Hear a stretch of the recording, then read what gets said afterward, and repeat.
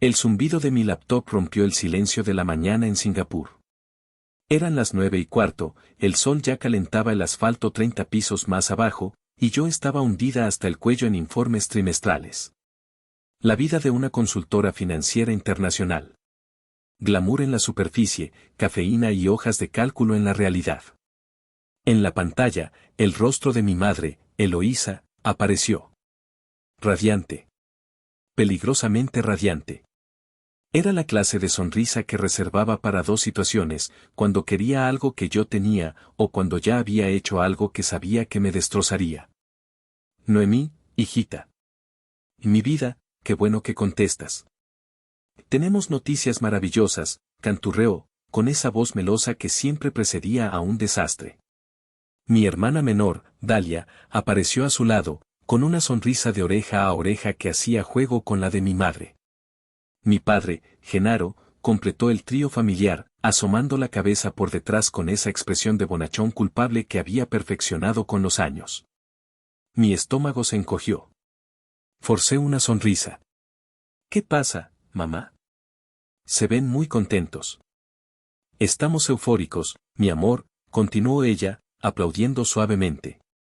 Y hemos encontrado la solución perfecta para el tema de la boda de tu hermana. La boda. Por supuesto. La boda de Dalia con Adriel.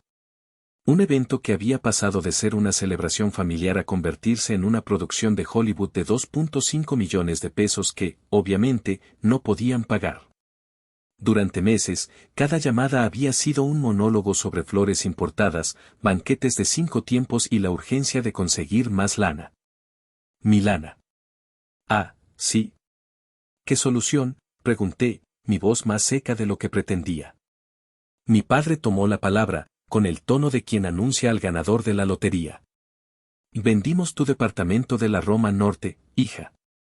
Y a un precio excelente. Más que suficiente para cubrirlo todo y hasta sobra. El mundo se detuvo. Las cifras en mi monitor se desenfocaron. El zumbido del aire acondicionado se convirtió en un rugido en mis oídos. Sentí un frío helado recorrer mi espalda, a pesar del calor húmedo de Singapur. Parpadeé, esperando que fuera una broma de muy mal gusto. Pero sus caras seguían ahí, sonrientes, expectantes. Dalia se acercó más a la cámara, sus ojos brillando con un egoísmo puro. ¿Ves, hermanita? Te lo dije. Ahora sí podré tener mi boda de ensueño en la Hacienda San Ángel. 300 invitados, orquesta en vivo, todo. Y gracias por el regalo de bodas, de verdad. Eres la mejor. Regalo. La palabra rebotó en mi cerebro como una bala. Mi departamento. El departamento por el que había trabajado 60 horas a la semana durante 10 años. El que pagué con noches sin dormir, vacaciones canceladas y comidas a base de fideos instantáneos. Mi único santuario. Mi ancla. El símbolo de que yo, Noemí, la hija invisible, había logrado algo por mí misma. Vendido. Como si fuera un trasto viejo. Mi voz fue apenas un susurro. ¿Cómo? Ay, hija, no te pongas así, intervino mi madre, su sonrisa vacilando por un instante. Tú ni lo usas, siempre estás de viaje. Además, nosotros lo estábamos administrando. Era lo más lógico. Lo lógico era preguntar, logré decir, sintiendo como la sangre volvía a mis venas, pero helada de furia. Ese departamento está a nombre de mi empresa. ¿Cómo demonios lo vendieron? Mi padre carraspeó. Bueno, ya sabes cómo son estos trámites. Unos papeles por aquí, otros por allá. Familia que ayuda a la familia, ¿no? Tú misma nos diste acceso para administrarlo. Falsificaron mi firma. La comprensión me golpeó con la fuerza de un puñetazo en el estómago. Miré sus 3 rostros sonrientes y por primera vez en mi vida, no vi a mi familia. Vi a 3 extraños. 3 ladrones. Tengo que entrar a una junta, mentí, mi dedo ya sobre el botón rojo para colgar. Hablamos luego. Claro, mi vida. Te queremos, cantó mi madre. Corté la llamada. El silencio de mi oficina era ensordecedor. Me quedé mirando mi reflejo en la pantalla negra de la laptop. Una mujer de 32 años, con ojeras de cansancio y una expresión de incredulidad absoluta. Habían vendido mi alma y me lo habían presentado con un moño de regalo. Pensaron que lo aceptaría, que sonreiría y hasta les mandaría más dinero. No tenían ni la más remota idea del infierno que acababan de desatar. El shock inicial dio paso a una calma gélida. Me levanté y caminé hacia la enorme ventana de mi oficina. La vista de Singapur, con sus rascacielos futuristas y barcos cargueros deslizándose por el mar, siempre me había dado una sensación de poder, de posibilidades infinitas. Hoy, solo me sentía pequeña y estúpidamente ingenua. Me apoyé en el cristal, sintiendo su frescura contra mi frente ardiente. Y entonces, los recuerdos empezaron a fluir, no como un torrente, sino como piezas de un rompecabezas que finalmente encajaban para mostrar una imagen horrible. Mi mente viajó 10 años atrás. El auditorio de la universidad estaba lleno. Yo, con mi toga y birrete, sentada en primera fila. Había conseguido el mejor promedio de mi generación en finanzas. Un logro que me había costado años de desvelos, de fines de semana encerrada en la biblioteca mientras otros estaban de fiesta. Cuando dijeron mi nombre y subí al estrado a recibir mi diploma con mención honorífica, busqué sus caras entre la multitud. No estaban. Más tarde, les llamé desde mi pequeño cuarto de estudiante, con el corazón todavía acelerado por la emoción. Mamá, papá. Y me gradué. Con honores. Al otro lado de la línea, hubo una pausa. Luego, la voz de mi madre, distraída. Ah, qué bien, hija. Felicidades. Oye, aprovechando que llamas, ¿ya sabes cuándo empiezas a trabajar? Es que la colegiatura de la escuela privada de Dalia está por las nubes y necesitamos una ayuda. ¿Ni un estamos orgullosos de ti? ¿Ni un cómo te sientes? Nada. Mi mayor logro académico, reducido a una simple transacción. Un recordatorio de que mi único valor para ellos era mi capacidad de generar ingresos. Colgué el teléfono y me senté en mi cama, el pesado diploma en mi regazo de repente se sentía como una simple hoja de papel sin valor. Lloré en silencio, no por tristeza, sino por una profunda y amarga decepción. Ese fue el patrón durante toda mi vida. Cada éxito mío era minimizado, cada logro era una oportunidad para pedir más. En cambio, los logros de Dalia, por más pequeños que fueran, eran motivo de celebración nacional. Cuando Dalia se graduó de la preparatoria, con calificaciones mediocres, organizaron una fiesta que duró todo el fin de semana. Contrataron un servicio de catering, un DJ. Recuerdo haberles enviado casi todo mi primer sueldo para cooperar. Dalia, con su vestido de diseñador, era el centro del universo. Yo, de pie en un rincón, con un traje sastre barato que había comprado en rebajas, me sentía como una invitada más, una patrocinadora anónima. Miré la única foto familiar que conservaba en mi escritorio. Era una foto vieja, tomada en unas vacaciones en Acapulco. Yo tendría unos 12 años, Dalia 6. En la foto, Dalia está en los hombros de mi padre, riendo a carcajadas. Mi madre la mira con una adoración que nunca me dedicó a mí. Yo estoy a un lado, un poco borrosa, sonriendo tímidamente a la cámara, como si supiera desde entonces que no pertenecía del todo a esa escena de felicidad. Me di cuenta de que llevaba años aferrándome a esa imagen, a la estúpida esperanza de que en algún lugar, debajo de las capas de egoísmo y favoritismo, existía esa familia que yo anhelaba. Esa llamada no había sido un acto aislado. Había sido la culminación de 32 años de ser la hija funcional, la hija práctica, la hija a la que se le podía exigir todo porque ella puede con eso. Mientras Dalia era la hija para ser amada, admirada y, sobre todo, financiada. Tomé el portarretratos y, con una frialdad que me sorprendió a mí misma, lo abrí, saqué la fotografía, la rasgué por la mitad y la tiré al cesto de la basura. Se acabó. La ilusión se había roto para siempre. Ya no había nada que salvar. Solo quedaba la justicia. El departamento.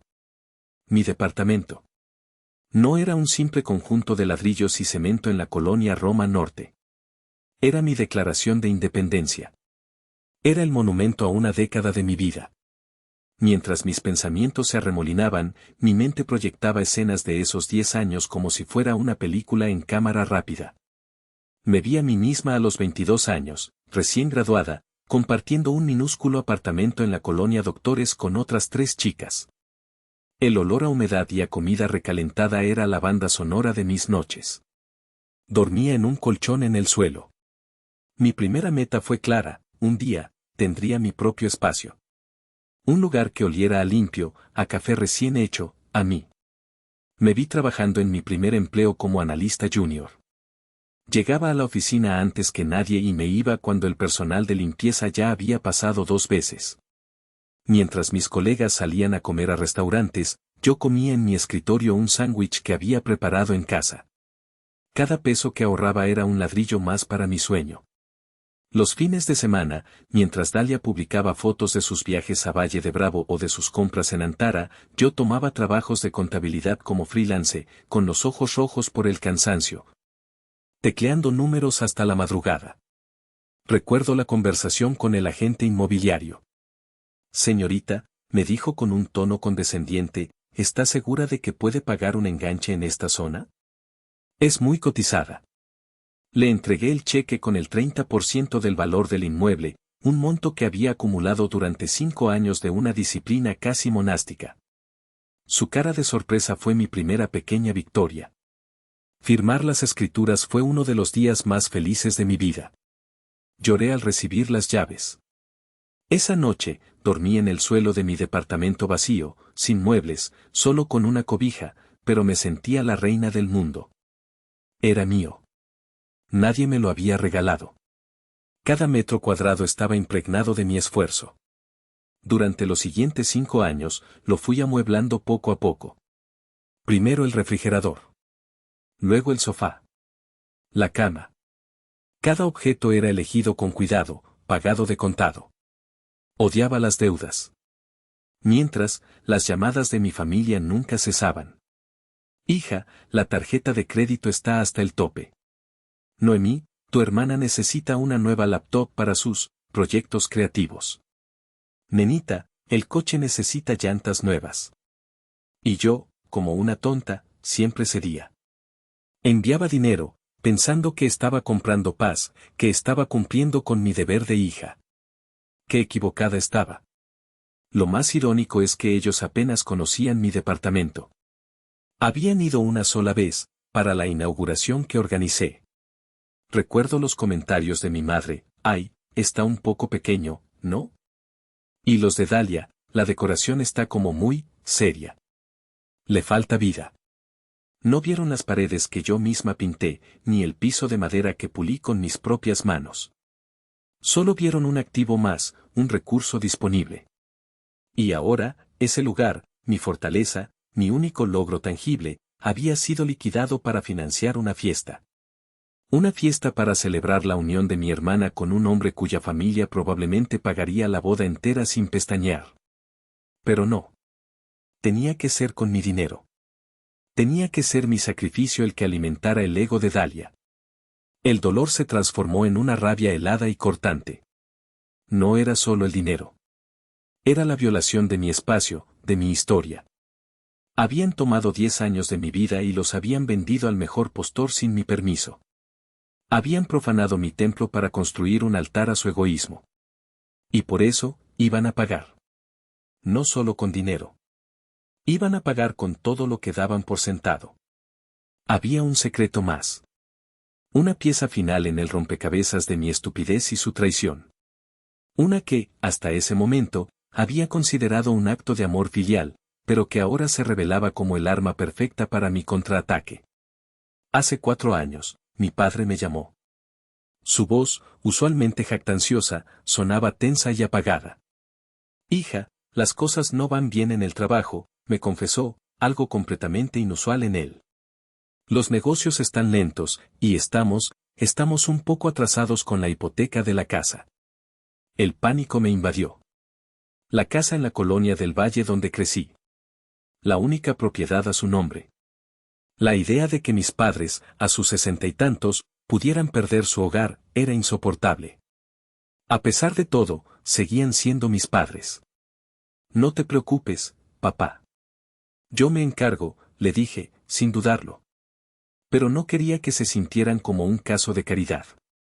No quería que cada mes tuvieran que agradecerme por salvarlos. Quería que mantuvieran su orgullo intacto. Así que hice lo que mejor sabía hacer, crear una estructura financiera. Fundé una empresa fantasma, una sociedad anónima de capital variable. Le puse un nombre deliberadamente corporativo e impersonal, Soluciones Meridian SADCB. Abrí una cuenta bancaria a nombre de la empresa y, desde ahí, programé los pagos mensuales automáticos de su hipoteca directamente al banco. Cuando me llamaron un mes después, desconcertados y felices, diciendo que el banco les había notificado que su deuda estaba siendo cubierta por un benefactor anónimo, me hice la sorprendida. ¡Qué maravilla, mamá! A lo mejor fue algún pariente lejano agradecido, les dije, sintiéndome increíblemente inteligente y buena hija. Ellos se tragaron la historia. Lo llamaron un milagro, una bendición.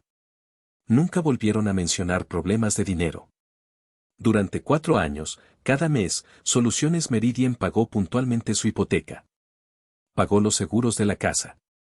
Incluso cubrió un par de pagos del predial que se les habían acumulado.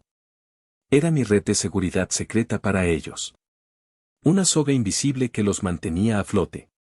Y ahora, esa misma soga se iba a convertir en el nudo corredizo que apretaría sus cuellos. Ellos no sabían que yo era su ángel guardián.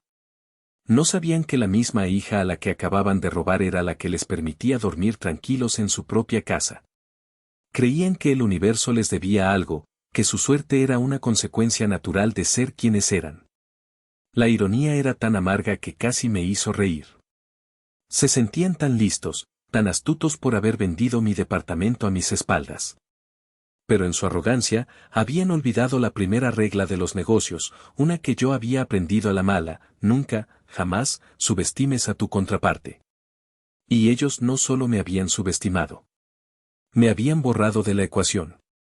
Un error fatal. Tomé mi teléfono. Ya no sentía dolor, ni tristeza. Solo una claridad absoluta. Marqué el número de mi mejor amiga, Romina. Ella no era solo mi amiga de la universidad, era una de las abogadas corporativas más temidas de la Ciudad de México. Romina, dije cuando contestó, mi voz firme como el acero. Necesito tu ayuda.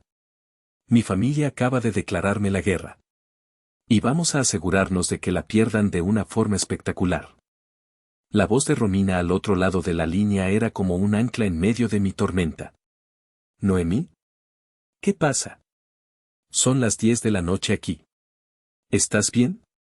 No, no estoy bien, respondí, y por primera vez en horas, sentí que el nudo en mi garganta se aflojaba lo suficiente para dejar salir las palabras. Le conté todo. La llamada. La sonrisa de mi madre. La arrogancia de Dalia. La venta de mi departamento. El regalo de bodas. Hubo un silencio al otro lado. No un silencio de sorpresa, sino uno cargado de furia contenida. Conocía ese silencio. Era el que precedía a sus mejores argumentos en un tribunal. Hijos de puta, siseo finalmente. Te lo dije, Noemí. Te dije hace años que tenías que ponerles un alto. ¿Recuerdas la vez que vaciaron tu cuenta de ahorros para el enganche del coche de Dalia? ¿O cuándo usaron tu tarjeta para pagar sus vacaciones en Cancún? Siempre ha sido lo mismo. Pero esto es otro nivel. Esto es un delito. Lo sé, respondí, mi voz temblando ligeramente. Pero cometieron un error, Romy. Un error garrafal. Le expliqué el detalle que lo cambiaba todo. El hecho de que yo, paranoica y previsora como siempre, había transferido la propiedad del departamento a Soluciones Meridian 2 años atrás para proteger mis activos. Romina se quedó callada de nuevo, pero esta vez, cuando habló, su voz estaba llena de una admiración casi depredadora. Noemí, eres una genio. Una maldita genio. ¿Te das cuenta de lo que esto significa? No cometieron un simple abuso de confianza familiar. Acaban de cometer fraude corporativo contra una entidad legal. Las implicaciones son enormes. De repente, la abogada en ella tomó el control total. Ok, escúchame. Esto es lo que vamos a hacer. Primero, necesito que me envíes una copia escaneada del acta constitutiva de Soluciones Meridian y de las escrituras del departamento a nombre de la empresa. Ahora mismo. Mientras hablaba, yo ya estaba abriendo los archivos en mi computadora y adjuntándolos a un correo. Enviado, le dije. Perfecto. Mañana a primera hora, voy a presentar una denuncia por fraude y una solicitud de medida cautelar urgentísima ante un juez civil para congelar todos los fondos relacionados con esa transacción. El dinero de esa venta no va a tocar sus manos. Ni un solo centavo. Sentí una oleada de alivio tan intensa que tuve que sentarme. Gracias, Romy. No me agradezcas todavía. Apenas estamos empezando, dijo, y pude casi ver su sonrisa a través del teléfono. Ahora, la parte divertida. Háblame de Soluciones Meridian. ¿Qué más hace esa empresita tuya? Le conté sobre la hipoteca. Sobre los 4 años de pagos anónimos. Sobre cómo, en ese preciso instante, mi dinero estaba pagando por el techo bajo el cual probablemente estaban celebrando su gran victoria. La risa de Romina fue corta y brutal. Dios mío. Es perfecto. Es poéticamente perfecto. No solo les vamos a quitar el dinero de tu departamento. Les vamos a quitar todo. ¿Qué quieres decir?, pregunté. Quiero decir que es hora de que, Soluciones Meridian, deje de ser tan generosa. Noemí, ¿estás lista para cortarles el suministro? Hubo una pausa. Una parte de mí, la hija idiota y programada para complacer, sintió un pinchazo de pánico. ¿Dejar a mis padres sin casa? Pero entonces, recordé la cara de Dalia, radiante de felicidad a costa de mi miseria. Recordé la voz de mi padre, vendiendo mi sacrificio como si fuera un logro suyo. Sí, respondí, mi voz ahora desprovista de toda duda. Corta todo. Quiero que sientan lo que es no tener una red de seguridad. Quiero que se enfrenten a la vida real, por primera vez. Música para mis oídos, dijo Romina. Prepárate, amiga. Mañana empieza la función. Colgué y por primera vez desde la llamada, sentí algo más que dolor o rabia. Sentí poder. El poder que te da saber que tienes la verdad, la ley y un plan impecable de tu lado. La noche fue larga. Apenas dormí. Mi mente, usualmente ocupada con estrategias de inversión y análisis de mercado, ahora era un hervidero de tácticas legales y escenarios de confrontación. Cuando el sol empezó a despuntar sobre el horizonte de Singapur, yo ya estaba sentada frente a mi laptop, con una taza de café negro y una determinación de hierro. El plan que Romina y yo habíamos esbozado por teléfono ahora necesitaba ser perfeccionado, cada paso calculado con precisión quirúrgica. El primer paso era el más directo y brutal. Entré a la plataforma de banca en línea de la cuenta de Soluciones Meridian. Ahí estaban, ordenados y pulcros, los pagos programados. La hipoteca mensual a nombre de Genaro y Eloísa. El pago del seguro de la casa. Incluso una pequeña transferencia mensual que les enviaba para gastos varios, una mentira que me contaba a mí misma para justificar el mantenimiento de su estilo de vida. Con un temblor casi imperceptible en la mano, seleccioné cada una de las transferencias programadas. Apareció un cuadro de diálogo. ¿Está seguro de que desea cancelar estos pagos recurrentes? Por un instante, una fracción de segundo, dudé. La imagen de mis padres, ancianos y en la calle, cruzó mi mente. Un destello de la culpa que me habían inculcado desde niña. ¿No me estaré convirtiendo en ellos?, me pregunté. ¿En alguien cruel y sin piedad? Fue entonces cuando la voz de Romina resonó en mi cabeza: esto no es venganza, es justicia y autodefensa. Y la imagen de mis padres fue reemplazada por la de Dalia, riéndose, celebrando sobre las ruinas de mis sueños. Hice clic en confirmar. Un pequeño mensaje verde apareció en la pantalla: sus pagos programados han sido cancelados exitosamente. Se sintió como cortar el cordón umbilical más tóxico del mundo. Fase 1, completada. A las 9 de la mañana, hora de la Ciudad de México, mi teléfono sonó. Era Romina. Ya está hecho, dijo, su voz enérgica. La denuncia está presentada. El juez de turno es un hueso duro de roer, pero la evidencia es tan clara que no tuvo opción. Ha emitido la orden de inmovilización de fondos. El banco debería recibir la notificación en las próximas horas. Ese dinero está oficialmente en el limbo legal. ¿Y ahora qué?, pregunté. Ahora, esperamos. La belleza de esto es que ellos no lo saben todavía. Probablemente ya hicieron cheques, transferencias, promesas de pago a los proveedores de la boda, contando con un dinero que nunca llegará. Vamos a dejar que se enreden solos en su propia red de mentiras. Que caben su propia tumba un poco más hondo. Esta era mi parte. Abrí una carpeta encriptada en mi disco duro llamada contingencia familiar. Llevaba años recopilando información, no con la intención de usarla, sino por un instinto de supervivencia. Empecé a organizar los archivos. 4 años de estados de cuenta de Soluciones Meridian, cada pago de la hipoteca resaltado en amarillo. Copias de los correos electrónicos donde mi madre me pedía dinero para emergencias que siempre coincidían con las vacaciones de Dalia. Los recibos de las colegiaturas que pagué. Las transferencias para los coches, las tarjetas de crédito, los caprichos. Era la crónica detallada de un saqueo silencioso y sistemático. Una montaña de evidencia que demostraba que yo no era solo una hija, sino su principal y único inversor. Y ellos acababan de ejecutar la OPA hostil más estúpida de la historia. Creé un único archivo PDF. Lo titulé simplemente, Historial Financiero Familiar 2021 a 2025. No lo enviaría todavía. No. Esta bomba solo sería detonada en el momento de máximo caos, cuando estuvieran acorralados, confundidos y desesperados. Sería el golpe de gracia. Cerré la laptop. El plan estaba en marcha. Las piezas estaban en su lugar. No había vuelta atrás.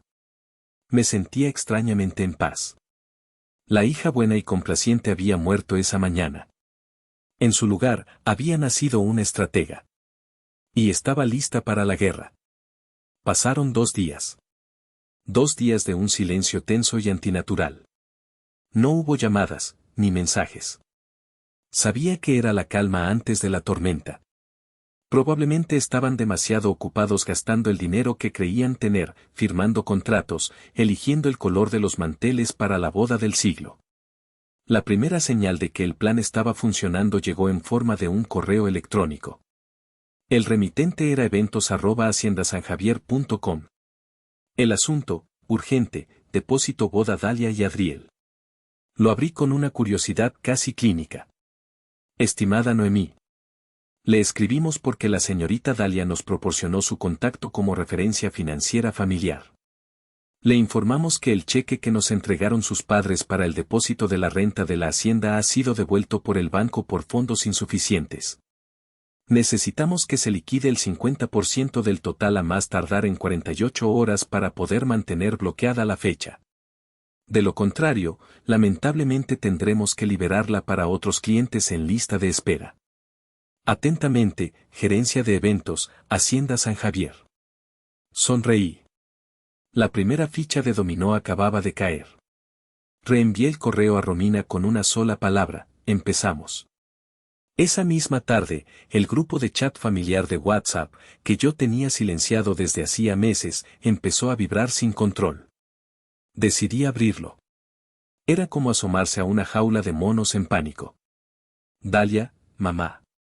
La wedding planner me está diciendo que el depósito de las flores no pasó. Dice que la tarjeta no tiene fondos. ¡Qué oso! Mamá Eloísa, tranquila, mi vida. Tu papá ya está hablando al banco. Debe ser un error del sistema, siempre pasa. Dalia, pero es que son las peonías importadas. Si no pagamos hoy, las pierdo. Adriel me va a matar. Papá Genaro, que nadie se alarme. Son temas de tiempos de transferencia. El dinero de la venta del depa de tu hermana tarda unos días en reflejarse. Todo está bajo control. Tiempos de transferencia. La mentira era tan burda que me provocó una risa seca. Tomé una captura de pantalla y se la envié a Romina. Su respuesta fue un emoji de palomitas de maíz. Al día siguiente, la situación escaló. Recibí otro correo, esta vez de la boutique de vestidos de novia. El pago final del vestido de Dalia, un diseño carísimo de un diseñador español, había sido rechazado. La prueba final de vestuario, programada para esa tarde, quedaba cancelada hasta que se liquidara el total. Imaginé la escena. Dalia, vestida de civil, siendo escoltada fuera de la boutique de lujo. La humillación. Era casi poético. El chat familiar era un caos. Dalia, no puede ser. Y me acaban de cancelar la prueba del vestido. Y me corrieron de la tienda. Voy a morir. Mamá Eloísa, Genaro, haz algo. Habla con esa gente. Diles quiénes somos. Papá Genaro, ya hablé. Dicen que hay un bloqueo legal en la cuenta. No entiendo nada. Voy a ir al banco ahora mismo a armarles un escándalo. Bingo. Bloqueo legal. La noticia finalmente les había llegado, no de mi parte, sino de la fría e impersonal burocracia bancaria. La negación estaba empezando a resquebrajarse, dando paso a la confusión y al pánico. Mi teléfono empezó a sonar. Era mi padre. Dejé que la llamada fuera al buzón. Luego sonó otra vez. Mi madre. Hice lo mismo. Y una tercera vez. Dalia. El primer ladrillo de su castillo de naipes había sido retirado. Y yo estaba a punto de soplar con todas mis fuerzas. Ignorar las llamadas fue fácil. La verdadera satisfacción estaba en escuchar los mensajes de voz, en ser testigo auditivo del desmoronamiento de su arrogancia. Me serví un vaso de agua, me senté en el sofá de mi hotel y le di play al primer mensaje. Era mi padre. Su voz, usualmente un retumbo autoritario, ahora sonaba forzadamente casual, pero con un temblor subyacente de pánico. Noemí, hija, soy papá. Oye, solo te llamaba para ver cómo estabas. Fíjate que estamos teniendo unos contratiempos menores con el banco. Nada serio, Solo unos temas de tiempos con lo del departamento. Una confusión burocrática. Pero bueno, llámame cuando puedas para platicar. Ok. Te quiero. Adiós. Contratiempos menores. Sonreí. No tenía ni la más remota idea de la tormenta que se le venía encima. Puse el mensaje en altavoz y se lo reenvié a Romina. Su respuesta de audio fue una carcajada. El siguiente mensaje era de mi madre. Su tono era completamente diferente. La dulzura falsa había desaparecido, reemplazada por una ansiedad aguda, casi un quejido. Noemí, mi amor, por favor, contéstale a tu padre. Pásame la llamada. No sé qué está pasando, el gerente del banco no nos toma la llamada, las tarjetas no pasan. Dalia está encerrada en su cuarto llorando. Esto tiene que ver con la venta del departamento, estoy segura. Por favor, hija, necesitamos que nos ayudes a aclarar esto. Llámame en cuanto oigas esto, por favor. La desesperación empezaba a asomar. Ya no era un retraso del sistema, ahora era un problema real, y como siempre, acudían a mí para que lo resolviera. Qué pena que esta vez, yo era el problema. Y entonces, el mensaje de Dalia. Era veneno puro. Un torrente de furia narcisista. Noemí, más te vale que me contestes el teléfono ahora mismo. No sé qué diablos estás haciendo, pero estás arruinando mi boda. La wedding planner está como loca, la hacienda amenaza con cancelar, y mis papás están actuando súper raro. Tienes que arreglar esto. Mi boda es en 5 semanas y no voy a permitir que la arruines con tus dramitas de niña celosa. Devuélveme la llamada. Dramitas de niña celosa. La audacia. La completa falta de autoconciencia. Me roban, venden el fruto de mi trabajo, y la culpable de arruinar la fiesta soy yo. Era tan absurdo que resultaba casi cómico. Seguía creyendo que el universo giraba en torno a ella, que yo era una simple actriz de reparto en la gran obra de su vida. Le di play a los mensajes una vez más, saboreando cada matiz de su pánico creciente. Era el sonido de la justicia. Era el sonido de la realidad golpeando la puerta de su mundo de fantasía. Y yo tenía la llave para dejarlos encerrados afuera, en el frío. Mi teléfono volvió a sonar. Mi padre de nuevo. Lo ignoré. Un minuto después, mi madre. La ignoré. Luego Dalia, 2 veces seguidas. Apagué el timbre del teléfono y lo puse boca abajo sobre la mesa. Dejé que vibrara, que se convulsionara con su desesperación. Ya habían tenido su momento. Ahora empezaba el mío. Si te está gustando cómo esta historia está tomando forma y quieres ver hasta dónde puede llegar la justicia, por favor, dale like a este video. Suscríbete al canal y déjame un comentario diciéndome desde qué ciudad nos estás escuchando. Cada comentario ayuda a que esta historia llegue a más personas. Muchas gracias por tu apoyo. Continuemos. El caos había alcanzado su punto álgido. Era el momento perfecto. Abrí mi laptop, y en la pantalla ya estaba el borrador del correo electrónico que cambiaría sus vidas para siempre. El archivo PDF que había preparado, Historial Financiero Familiar 2021 a 2025, esperaba pacientemente a ser adjuntado. Respiré hondo. Esto era más que un simple correo. Era una sentencia.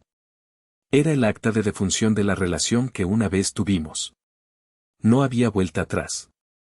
En el campo para, escribí sus 3 direcciones de correo. Genaro. Eloísa. Dalia. En el asunto, escribí una frase deliberadamente fría y corporativa, aclaración sobre su situación financiera. Y entonces, empecé a teclear el cuerpo del mensaje. Cada palabra era un martillazo en el último clavo de su ataúd. Estimados Genaro, Eloísa y Dalia. He sido informada de que están experimentando dificultades significativas con sus cuentas bancarias. Dado que la situación parece estar directamente relacionada con la reciente transacción no autorizada de una propiedad corporativa, he decidido proporcionarles la siguiente información para su aclaración. Adjunto a este correo encontrarán un documento PDF que detalla un historial de transacciones de los últimos 4 años. Les sugiero que pongan especial atención a los pagos recurrentes emitidos por la empresa Soluciones Meridian S.A.D.C.B. Como podrán observar, esta es la entidad que ha cubierto puntualmente la hipoteca de su casa en la Colonia del Valle durante los últimos 48 meses, así como otros gastos asociados. Quizás también les interese saber qué Soluciones Meridian S.A.D.C.B. es, y ha sido durante los últimos 2 años, la propietaria legal y única del departamento ubicado en la Colonia Roma Norte. La propiedad que ustedes, mediante el uso de documentos falsificados, vendieron ilegalmente la semana pasada. Consideren este correo como mi renuncia formal e irrevocable al puesto de su benefactora anónima. A partir de esta fecha, todos los subsidios financieros han sido cancelados. Les recomiendo encarecidamente que busquen asesoría legal, ya que el fraude corporativo y la falsificación de documentos son delitos graves con consecuencias penales. Les deseo la mejor de las suertes con la boda. Atentamente. Noemí. Releí el texto una vez.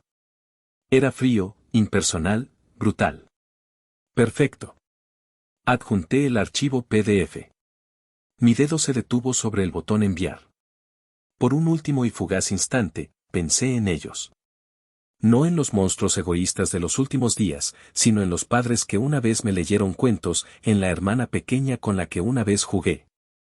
Una lágrima solitaria rodó por mi mejilla. La sequé con rabia. Ellos habían matado esos recuerdos. Ellos habían elegido este camino. Hice clic.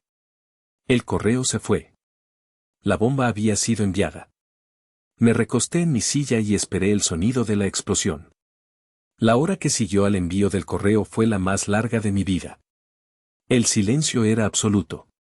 Mi teléfono, que no había parado de vibrar en 2 días, ahora yacía inerte sobre la mesa, como un animal muerto.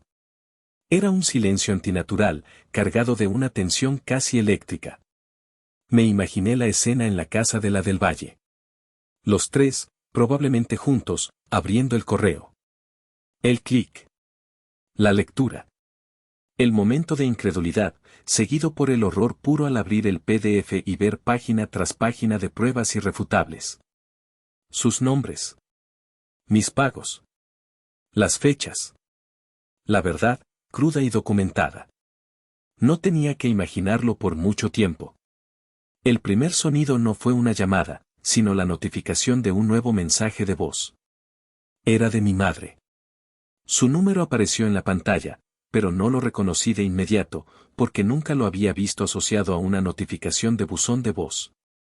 Ella siempre esperaba que yo contestara al instante. Le di play. No hubo saludo.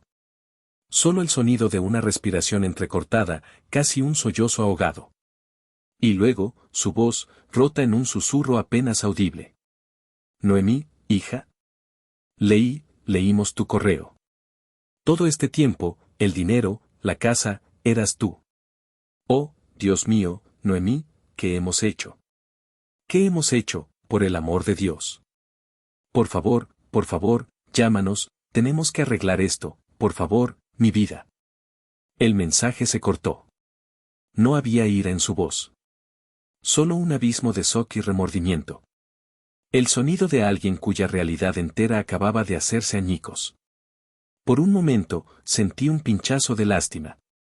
Pero ese sentimiento fue aniquilado un segundo después por la siguiente notificación. Otro mensaje de voz.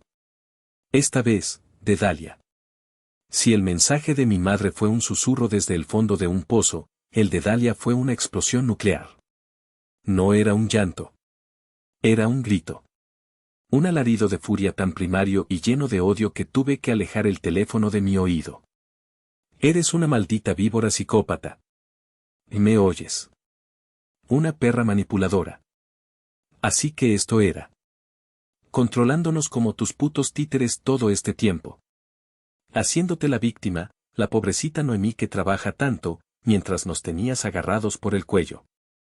Disfrutas esto, ¿verdad? Disfrutas verme sufrir. Arruinaste mi vida. Destruiste mi boda. Te odio. Te odio con toda mi alma. Ojalá te mueras sola en ese maldito país. La llamada se cortó abruptamente, probablemente porque se quedó sin aire para seguir gritando. Ahí estaba. La verdadera Dalia. Sin filtros. Ni una pizca de arrepentimiento por lo que habían hecho. Ni un atisbo de gratitud por los años que la mantuve. Solo la furia narcisista de alguien a quien le han quitado su juguete. Para ella, el problema no era el robo, ni el fraude. El problema era que yo había dejado de pagarlo. Escuché ambos mensajes de nuevo. El remordimiento aterrorizado de mi madre. El odio incandescente de mi hermana. Eran las dos caras de la misma moneda. Y yo estaba harta de ser esa moneda. El teléfono volvió a sonar. Era mi padre. Esta vez, contesté. ¿Qué quieres?, dije, mi voz plana y sin emoción. Noemí, su voz sonaba extraña, hueca. Tenemos que hablar. Tienes que deshacer esto. No hay nada que deshacer, papá. Solo hay consecuencias. No entiendes, casi gritó. Tu madre no para de llorar. Dalia está destrozada. Nos vas a dejar en la calle. Somos tu familia. Ustedes dejaron de ser mi familia en el momento en que falsificaron mi firma, respondí fríamente. Disfruten de su cosecha. Es todo lo que sembraron. Colgué. Y por primera vez, bloqueé sus números. Los tres.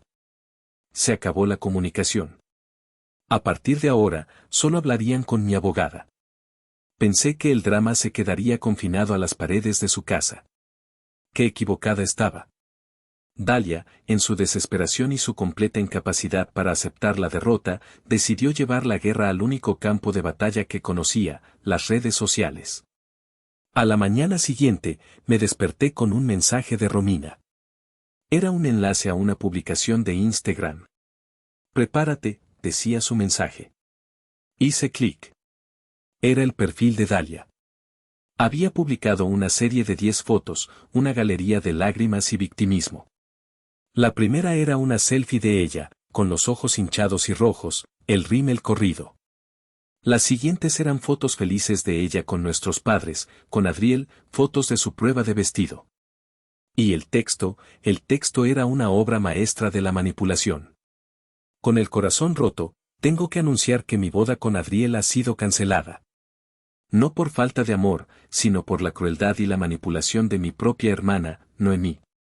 Durante años, mi familia y yo hemos sido víctimas de su control financiero secreto. Nos hizo creer que éramos independientes, mientras ella movía los hilos en la sombra, disfrutando de nuestro sufrimiento. Ahora, en un acto de celos y maldad pura porque iba a ser feliz, ha decidido destruirnos. Ha congelado el dinero de mis padres, nos ha amenazado con dejarnos en la calle y ha saboteado la boda de mis sueños. Les pido sus oraciones en este momento tan oscuro. La verdad siempre sale a la luz. Almohadilla abuso familiar, almohadilla víctima de manipulación, almohadilla justicia para Dalia.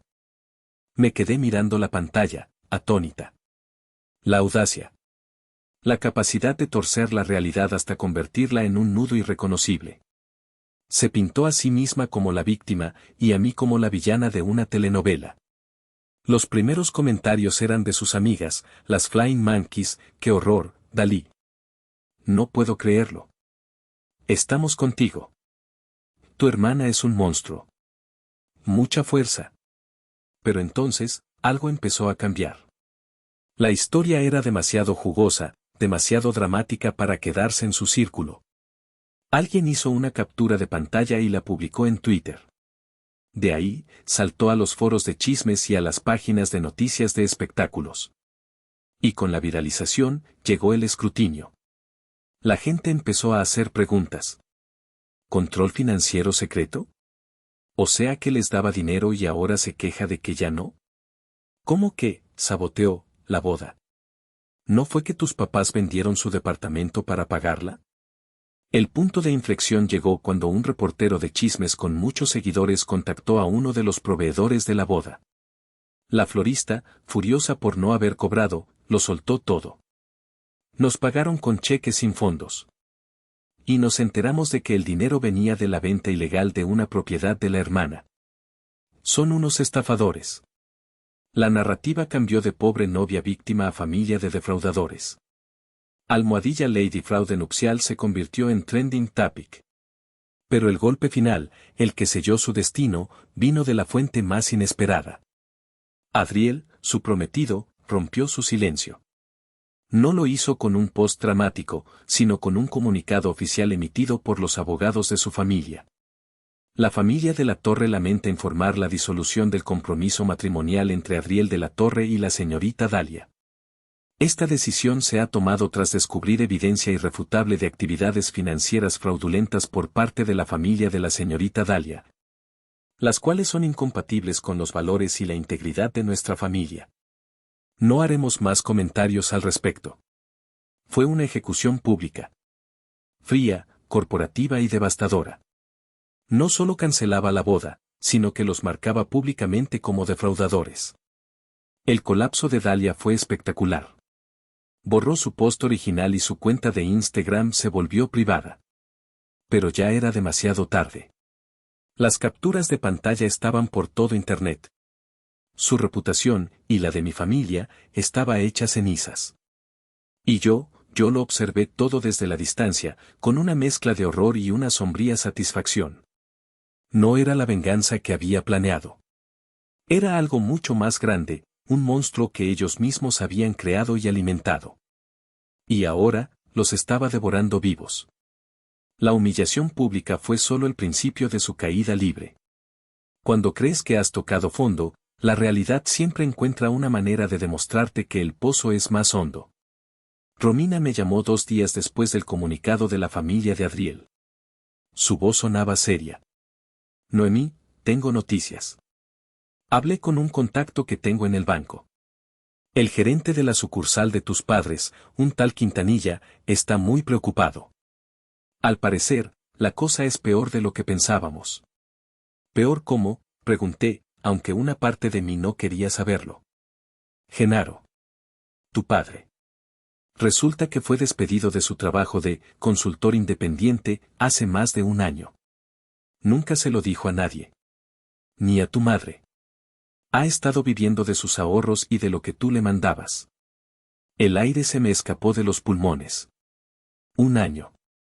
Un año entero de mentiras. La imagen de mi padre, un hombre que siempre había basado su identidad en ser el proveedor, ahora se revelaba como una farsa. Pero eso no es todo, continuó Romina. El señor Quintanilla me confirmó que, en los últimos 6 meses, tu padre intentó solicitar 3 préstamos personales diferentes usando tu nombre y tu historial crediticio como garantía. Obviamente, el banco los rechazó porque necesitaban tu firma, pero los intentos quedaron registrados. Estaba desesperado. La venta de tu departamento no fue un capricho para la boda de Dalia. Fue su último manotazo de ahogado para evitar que todo su mundo de mentiras se derrumbara. La revelación me dejó helada. Esto ya no era solo sobre el favoritismo hacia Dalia. Era sobre un engaño profundo y prolongado. Mi padre no solo me había robado, me había usado, había intentado cometer fraude de identidad a mis espaldas mucho antes de lo del departamento. Mientras procesaba esta nueva capa de traición, mi teléfono sonó. Era un número desconocido, pero con el prefijo de la Ciudad de México. Contesté con cautela. Hablo con la señorita Noemí, dijo una voz de mujer, mayor, con un acento fuerte. Sí, soy yo. ¿Quién habla? Soy tu tía Petra, malagradecida, espetó. La hermana de mi madre. La matriarca no oficial de la familia, siempre lista para juzgar y sentenciar. No tienes vergüenza. ¿Sabes dónde está tu padre en este momento? En el hospital. Le diste un susto que casi le provoca un infarto. Y tu madre no ha parado de llorar en 3 días. Todo por tu egoísmo, por tu dinero. Tía, la interrumpí, mi voz cortante como un bisturí. ¿Mi dinero? ¿O el dinero que tu cuñado necesitaba para ocultar que es un desempleado mentiroso y que está hasta el cuello de deudas? Hubo un silencio al otro lado de la línea. La había tomado por sorpresa. Eso no es asunto tuyo. Eres su hija, tu deber es ayudar. Estás destruyendo a esta familia. No, tía. Yo no la estoy destruyendo. Yo solo dejé de financiar su destrucción. Hay una gran diferencia. Y si mi padre está en el hospital, es por el estrés de ver cómo sus propias mentiras se le vienen encima. No me vuelvas a llamar. Colgué antes de que pudiera responder. La llamada de la tía Petra fue la confirmación final. El sistema de apoyo familiar, los Flying Monkeys, se habían activado. Intentarían hacerme sentir culpable, responsable de su implosión. Pero ya no funcionaba. El escudo de la culpa se había roto. Ahora solo quedaba la verdad. Y la verdad era que ellos eran los únicos arquitectos de su propia ruina. Decidí que era hora de volver. No para reconciliarme, ni para perdonar. Sino para cerrar el capítulo en persona. Para mirarlos a los ojos y asegurarme de que entendieran que el juego había terminado para siempre. Reservé un vuelo a la Ciudad de México. No le dije a nadie que iba. El día de mi llegada, le pedí a Romina que me viera directamente en su despacho. Necesitaba tener a mi abogada presente. Pero ellos, de alguna manera, se enteraron. Cuando el taxi me dejó frente al imponente edificio de cristal y acero en Polanco donde Romina tenía sus oficinas, ellos ya estaban ahí. Esperándome en la acera. Mi padre, pálido y más delgado. Mi madre, con los ojos hinchados y el rostro demacrado. Y Dalia, de pie un poco apartada, con una expresión de odio puro. Mi primer instinto fue dar media vuelta y volver al taxi. Pero no. Había cruzado medio mundo para esto. Caminé hacia ellos, mi maleta de mano rodando sobre el pavimento. Noemí, hija, empezó mi padre, su voz temblorosa. Tenemos que hablar. No tenemos nada de qué hablar, papá, respondí, mi voz tranquila. Mi única conversación pendiente es con mi abogada. Por favor, suplicó mi madre, dando un paso hacia mí. Intentó tomarme del brazo, pero yo retrocedí instintivamente. Somos tu familia. Cometimos un error. Un terrible error. Pero podemos arreglarlo. Arreglarlo, repetí, una risa amarga escapándose de mis labios. ¿Cómo piensan arreglar el fraude? ¿Cómo piensan arreglar la falsificación? ¿Cómo piensan arreglar años de mentiras y manipulación? Fue Dalia la que explotó. Tú no eres mejor que nosotros, gritó, señalándome con un dedo acusador. Tú también mentiste. Nos ocultaste lo del dinero, nos controlaste. Disfrutaste viéndonos humillados. La miré fijamente, por primera vez sin una pizca de la vieja culpa o del deber fraternal. La diferencia, Dalia, es que mi secreto los mantenía a flote. El secreto de ustedes me hundía a mí. Yo les di una red de seguridad. Ustedes me pusieron una soga al cuello. Si no ves la diferencia, entonces nuestro problema es mucho más grande que un departamento. Nos vas a dejar en la calle, sollozó mi madre. El banco ya inició el proceso de embargo de la casa. No tenemos a dónde ir. Esa fue su elección, dije, mi voz sin inflexiones. Cuando decidieron vender mi casa, también pusieron la suya en la mesa de apuestas. Y perdieron. Mi padre me miró, y por primera vez vi algo que no era arrogancia ni pánico. Vi derrota. Una derrota absoluta. Yo perdí mi trabajo, Noemí, confesó en un susurro. No sabía qué hacer. Tenía miedo. Y en lugar de hablar conmigo, en lugar de ser honesto, decidiste robarme, concluí por él. Decidiste sacrificarme a mí para salvar tu orgullo. Esa fue tu decisión, papá. No la mía. Me di la vuelta para entrar al edificio. Noemí, por favor, fue el último grito desesperado de mi madre. Me detuve, pero no me giré.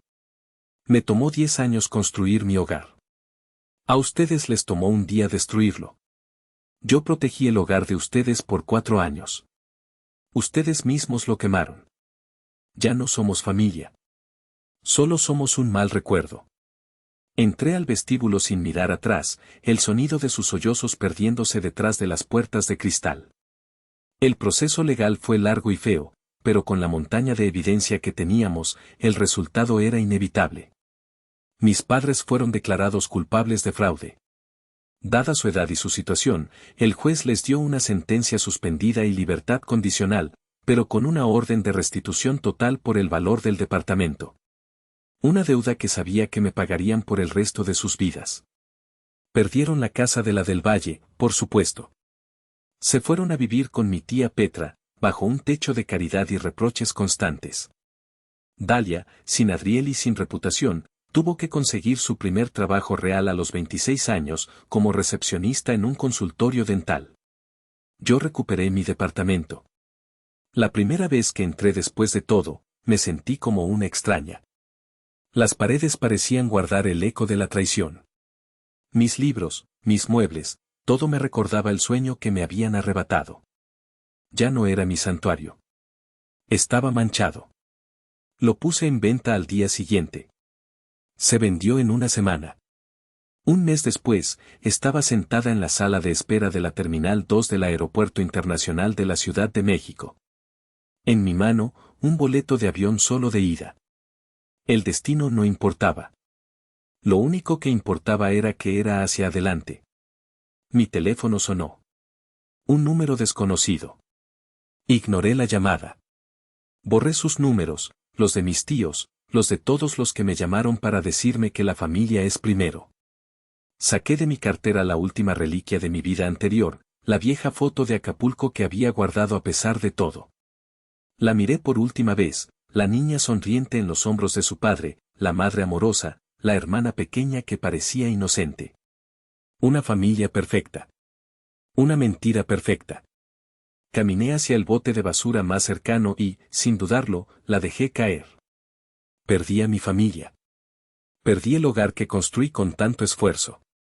Pero mientras la voz en el altavoz anunciaba el embarque de mi vuelo, me di cuenta de lo que había ganado. Paz. Silencio. Y por primera vez en mi vida, una libertad absoluta y aterradora para ser simplemente yo, Noemí. Sin deberle nada a nadie. Sin ser la solución de nadie. Dicen que la sangre es más espesa que el agua, que los lazos familiares son sagrados. Pero a veces, la única forma de salvarte de ahogarte es cortar el ancla que te arrastra al fondo, aunque esa ancla lleve tu misma sangre. ¿Hice lo correcto? Muchas gracias por acompañarme en esta historia. Si te ha gustado, te pido de corazón que le des un like a este video, te suscribas al canal y actives la campanita para no perderte las próximas historias. Tu apoyo es lo más importante para que este proyecto siga creciendo. Hasta la próxima.